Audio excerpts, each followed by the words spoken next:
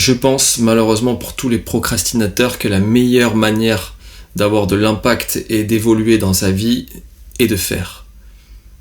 Mais aussi de prendre des expériences dans la gueule, quitte à se mettre parfois un peu dans la sauce. Quand j'ai eu le problème que je vais t'expliquer avec mon client, j'ai compris que la seule manière d'être véritablement préparé à beaucoup de choses, c'était tout simplement de se mettre dans la sauce, d'être les deux pieds dans le cambouis. C'était un jour ensoleillé, le soleil caressait ma peau, je me disais c'est super, j'ai tout bien fait, je vais enfin pouvoir lire mon livre tranquille. Et d'un coup, je reçois un appel de mon client, justement, qui me dit « Écoutez, Benoît, je comprends pas, on est en plein week-end, mais je reçois plein d'appels des personnes qui visitent mon site internet, et il y a un gros problème dessus. » Là, j'ai un haut le cœur, c'était mon premier client, du coup, je voulais bien faire. Je regarde, je vois que le coming soon a sauté. Et malheureusement, comme par hasard, ce client était une maison d'édition, ce qui fait que énormément de gens allaient sur leur site ce week-end-là, parce qu'il y avait un auteur qui était en tournée. Premier client, première coquille. Et le pire dans tout ça, c'est que c'est une première coquille qui a un impact sur énormément de personnes, dont l'auteur en premier concerné. Le problème, c'est qu'à ce moment-là, c'était une prestataire qui avait les mots de passe, et donc j'avais fait l'erreur de moi lui faire confiance à 100%, sans même avoir le contrôle réel sur le site au tout départ.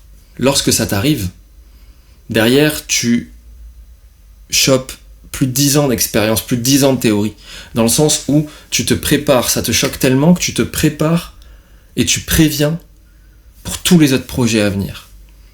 Tu apprends et tu emmagasines tellement de douleur, de stress, que finalement après, tu n'as qu'à appliquer ce qui vient de t'arriver pour ne plus que ça t'arrive.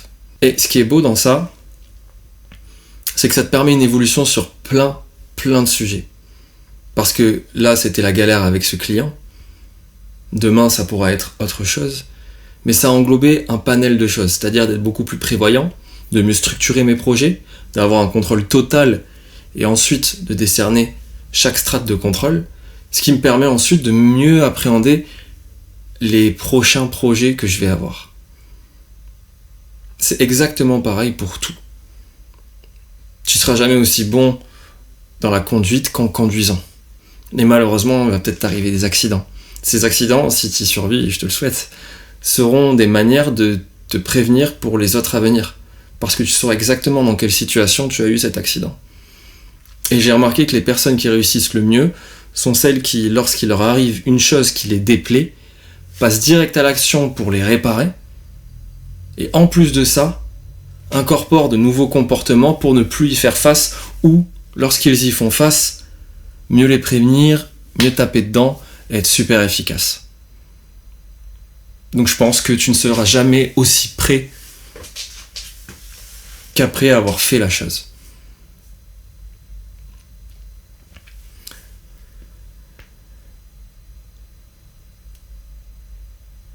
Les appels téléphoniques, c'était pareil. Je me disais, je vais d'abord vachement bien analyser, parce que lorsque j'appellerai comme ça, je serai au taquet. Dès que j'appelais, tous les mots me perdaient, j'avais plus de réflexes, je savais plus quoi faire. C'est exactement pareil quand je suis en train de me filmer là. Au tout début, je galère, et plus je le fais, et mieux ça se passe. La 3e vidéo que je vais tourner, je vais me sentir encore plus à l'aise. Rien que là, tu dois sentir que le début de la vidéo, j'étais moins à l'aise, là je suis plus à l'aise. Et c'est exactement ça que je remarque dans tout. Il y a juste des situations qui sont plus dures que d'autres, que l'on supporte moins que d'autres. On a un moins bon niveau de tolérance à ces actions, et du coup on repousse en théorisant énormément.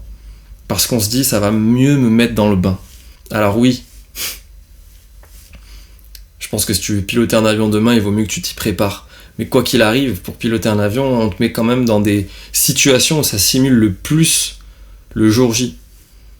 Parce que tu es obligé de au moins simuler la chose. Pareil pour les appels, tu peux simuler de faux appels pour t'y préparer ton stress, préparer un peu l'adrénaline que tu vas avoir. Prospection physique, c'est la même chose.